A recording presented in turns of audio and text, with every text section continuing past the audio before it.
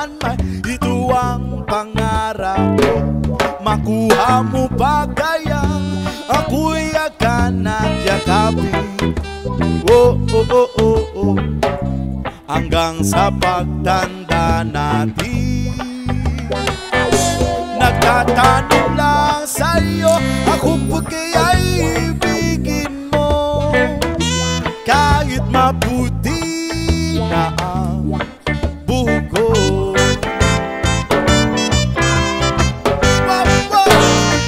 Upang dating ang araw, ang iyong buhok ay puputi na rin.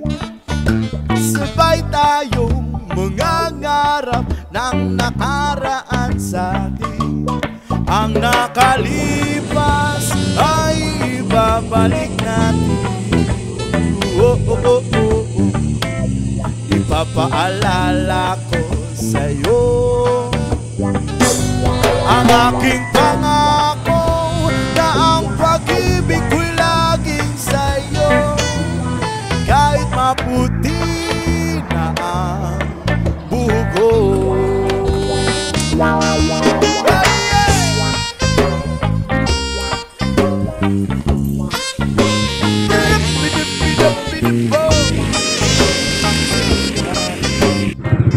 Hey vlog, welcome to my guys. So nanagita diri sa Panabo no. Gikan Toril padung Panabo, time check alas 6:15. And dera tong gi-travel 43 kilometers gikan sa Toril. De nagwonder lang ko guys no, kay full tank man siya pero ganina ni full tank pagkataon ni 3 bars naman. So I think isa ni sa issue ni Playman 50X no, nga full tank ta 43 kilometers patong ikuan. De napakus Davao gikan Toril nagpa full tank. De napakus Davao City sa may kuan ata buhangin. Ni one ba ni bawas man siya bar 3 bars. So to i-check ang kuan no, gasolina. So naratas 43.5 kilometers. Then consistent man pud yang minor guys, wala pa man pud siya ni kuan. So mo ni yang tingog. So medyo hugagit si Playman Fix no, kay ulan gyud dito sa kuan Davao. May na lang ganing diri sa Panabo.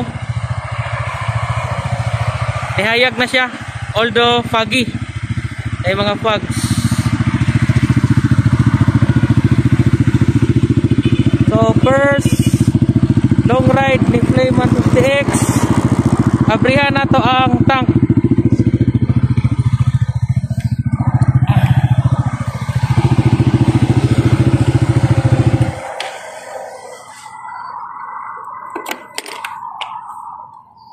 Red ang tank, U-box. So tanawa guys oh. Daggan mo ta gasolina. Pero ikuha na siya bar dito sa fuel gauge niya. So update lang tamo kung naanak ko sa tagong. So ato sa nihindo ato helmet no, kay kuan kayo basa na. Hey vlog, welcome to my guys. So welcome to Tagum City.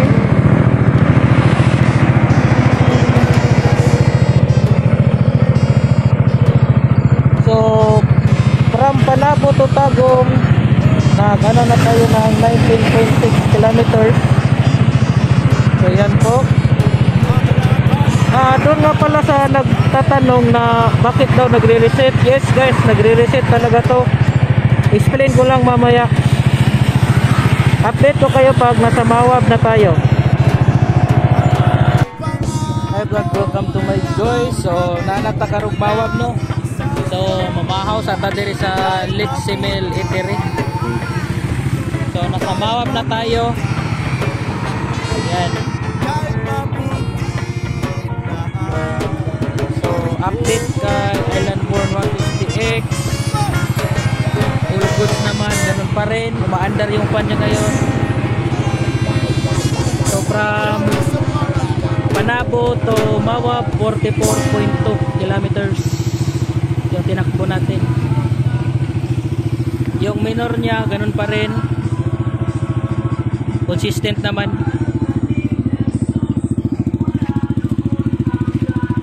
So ang dumi ni Island Born ngayon. Check tayo ng coolant. So nasa full pa rin naman yung nasa reservoir, so all goods naman yung pagpapalit natin. So kain muna tayo guys.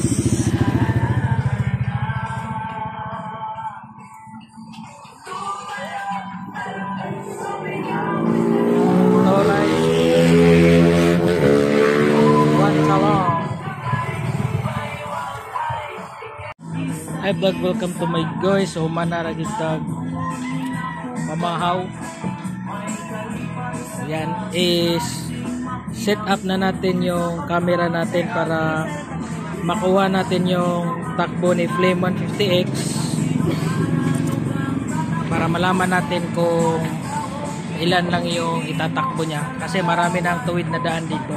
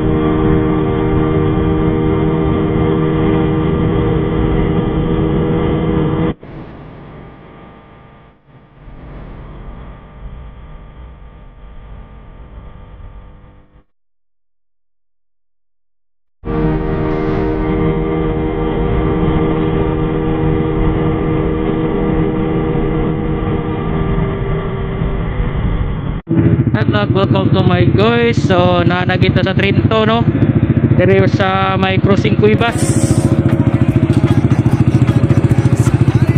So check na to si Flame kung okay na ba. So gikan sa Mawab padung dire sa Trinto natay 81 kilometers nga gidagan. Then nag-blink na yung gasolina, so need na magpagasolina. So dire lang ta sa sea oil, same pa rin, consistent, walang pinagbago yung andar. Dito sa ulan all goods, wala masyadong ganap. Ulat natin sa reservoir, hindi na bawasan, so walang leak.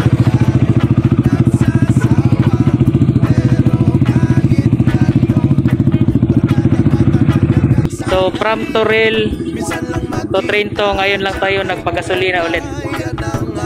So compute natin mamaya kung ilan yung kinonsume natin na gasolina, kung tipid ba si Flame 150X or malakas sa gasolina. Yung po niya is 4 liters 99, 4.99. Yan, punong-puno. So shout out dito sa mga gas boy, si Oil Trinto, Crossing Cuevas. Sa pagsapit ng dilim, ako sa iyong maagang pagdating. Bagat ako'y Right update. Welcome to Gaisano Grad, San Francisco, Agusan del Sur. So ganun pa rin, no? Consistent naman si Clayman 50X and certified survivor na po siya sa Trinto Bunawan Road. Only legend knows gaano kaganda yung road nila. Shout out Trinto Bunawan. So yung tinakbo na po natin mula doon sa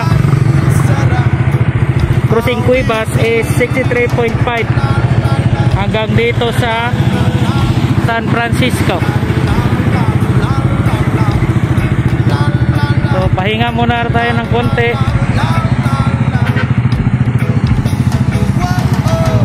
So good. Ang ganda ng suspension niya, guys. Yan yung play niya. Yan. So dadaan tayo sa maraming lubak, lalo na dun sa Trinto hanggang sa Bunawan. All goods naman, nakasurvive naman yung mags natin. So walang bengkong kasi maganda yung play ng suspension niya sa harap at sa likod. And then hindi ngalay yung baywang ko, yung pet lang kasi matagal-tagal din kayong nakaupo. So dito naman sa sa kamay, sa throttle natin, malambot po yung throttle ng Clayman 50X kaya hindi po siya nakakangalay. And yung clutch niya sobrang lambot. Sobrang lambot, guys. Oh, hindi pa nga ako na nangangalay.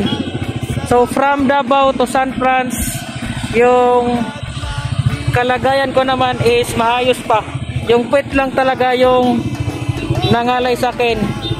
Yung bewang tsaka dito sa braso wala pa. All goods pa naman. Yung motor all goods pa din. Wala namang nagkalasang mga tornilyo. Kasi yung riding habit natin, hindi talaga natin binibaby yung motor. So coolant update, ganun pa rin, walang nabawas.